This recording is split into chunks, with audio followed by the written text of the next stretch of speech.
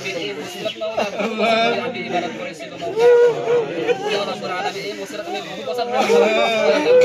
ইবাদত করেছিল মাওলা ইয়া আল্লাহ এই অঞ্চলৰ বহুত মানুহ আহিছে মাওলা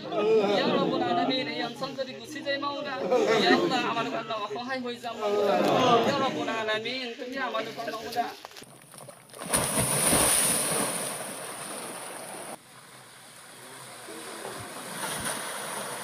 যিখন গাঁও আছিলে প্ৰথমতে ভাঙি গৈছে তাৰপিছত আমাৰ গোটেইখিনি গৰীব ৰাইজ ইয়াতে আহি মছজিদটো আকৌ পুনৰ নিৰ্মাণ কৰিছিল চাওক আপোনালোকে কিমান ধুনীয়াকৈ বজাইছে ইয়াত যিখিনি মানুহ আছে তেওঁলোকে একেবাৰে গৰীব মানুহ কোনোবা 2 টকা 5 টকা দি এই মছজিদটো বনাইছিলে কিন্তু এইটো আমাৰ পৰা আজি বিলীন হৈ গৈ আছে আমি গতিকে ৰজাঘৰীয়াক অনুৰোধ কৰিছোঁ সকলোৱে কান্দিছোঁ আজি এই মছজিদৰ কাৰণে আমি পুনৰ যে মছজিদটো আৰু নিৰ্মাণ কৰিম এইখিনি ঠাই আমাৰ নাই ঠাইটো নাই আমাৰ ধনো নাই আমি কেনেকৈ এই মছজিদ বনাম আমাৰ পিতৃসকলে এইখিনি বহুত কষ্ট কৰি থৈ গৈছিলে আমি ল'ৰাসকলে এইখিনি অলপ জোৰাতালি যিমানখিনি পাৰিছিলোঁ ইয়াক ৰাখিছিলোঁ যতন কৰি কিন্তু এতিয়া দেখিছোঁ প্ৰকৃতিয়ে ইয়াক নাৰাখিব যদি আমি চৰকাৰৰ ওচৰত অনুৰোধ কৰিছোঁ গোটেই ৰাইজ আজি আমি কান্দি কান্দি আল্লাহৰ ওচৰত দোৱা কৰিছোঁ আৰু এইখন আমাৰ খিলঞ্জীয়া অসমীয়া মানুহ আছিলে মাটি বাৰীটো প্ৰথমতে গুচিয়ে গ'ল আমাৰ এতিয়া যিখিনি আছে খালি মানুহৰ মাটি বহুতখিনি মানুহ আপোনালোক চাব পাৰে সুধিব পাৰে সাক্ষাৎকাৰ ল'ব পাৰে তেওঁলোকৰ মানে বেলেগৰ মাটিত বহি আছে ইয়াতো এইখিনিও যদি গুচি যায় এই মানুহখিনি ক'লৈ যাব মানে মানুহখিনি বিকল্প এটাই কিছুমানে কৈছে আমি নদীত যাহাতে মৰি যাম পিছত আমি হয়তো কিছু সংখ্যক মানুহে গৈ পেলাই তেওঁলোকক বুজাইছোঁ নাই এইটো নকৰিব আপোনালোকে এইটো কোনো পধ্যেই সম্ভৱ নহয় আপোনালোকে ধৈৰ্য ধৰক নিশ্চয় আমাৰ মন্ত্ৰী মহোদয় আছে আমাৰ চৰকাৰ দৃষ্টিগোচৰ কৰিছে নিশ্চয় আমাৰ এটা সুফল দেখুৱাব যদি আমাক অনতিপলমে যদি এটা সমস্যা সমাধান কৰি দিয়ে নিশ্চয় এই আমাৰ গৰীব ৰাইজখিনি এটা উপকৃত হ'ব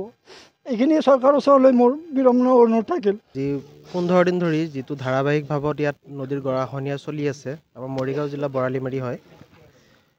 ইয়াত সকলো নিউজ চেনেল ইয়াত আগতো আহিছিলে নিউজ প্ৰচাৰ কৰা হৈছে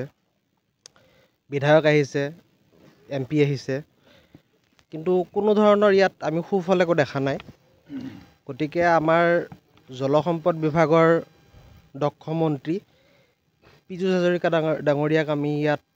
আহিবৰ কাৰণে হাতজোৰ কৰি অনুৰোধ কৰিছোঁ তেখেত ইয়াত আহি এই পৰিৱেশটো নিজে লক্ষ্য কৰি কেনেকুৱা ধৰণৰ তৎকালীনভাৱে আমাৰ এই গৰাখহনীয়া সমস্যাটো সমাধান কৰি দিব লাগে আমাৰ ৰাইজৰ হৈ তেখেতক হাতজোৰ কৰি আমি অনুৰোধ কৰিছোঁ হয় মছজিদটো একে নিচেই পাইছে আপোনালোকে দেখা পাইছে হয়তো ইয়াৰ পিছত ইয়াত নামাজ পঢ়াৰ পৰিৱেশ নাথাকিব আৰু হয়তো গৰা ধৰিছে আহি কিছু সময়ৰ পিছতে হয়তো মছজিদটো হালি যাবগৈ বা বাগৰি যাবগৈ মছজিদটো বেলেগলৈ নিয়া কিবা চিন্তা কৰিছে ৰাইজে চিন্তা চৰ্চা কৰি আছে কিন্তু ক'তো ঠাই পোৱা নাই মাটি পোৱা নাই বা মাটি তেনেকৈ কিনিবৰ কাৰণে মাটিৰ মূল্য বহুত ইয়াত ৰাইজৰ ক্ষমতা নাই সেইখিনি দিনটোৰ কাৰণে আমাৰ অন্তিম দিন বুলি আমি ভাবিছোঁ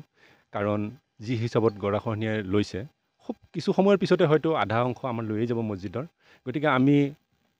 অকণমান আগতো মই কৈছিলোঁ বা অন্যান্য মিডিয়াৰ সন্মুখতো মই কৈছিলোঁ যে আমি ৰজাঘৰীয়াৰ বিশেষকৈ ক্ষমতাশালী তথা দক্ষ মুখ্যমন্ত্ৰী তেওঁৰ অধীনত আমাৰ মৰিগাঁও জিলাৰ দায়িত্বত থকা পীযুষ হাজৰিকা ডাঙৰীয়া তেখেতো দক্ষ এজন মন্ত্ৰী গতিকে তেওঁক আমি আহ্বান জনাম এই বৰালিমাৰী অঞ্চলৰ হৈ খুব সোনকালে যাতে তেওঁ আমাৰ এটা সুব্যৱস্থা কৰি দিয়ে তাৰ বাবে তেওঁক আমি আহ্বান জনাম আপুনি বিচৰা বাতৰি পাব কেৱল নিউজ 18 এপত নিউজ 18 এপ ডাউনলোড কৰিবলৈ স্ক্যান কৰক এই QR কোড গুগল প্লে ষ্টৰতো পাব এই নিউজ 18 এপ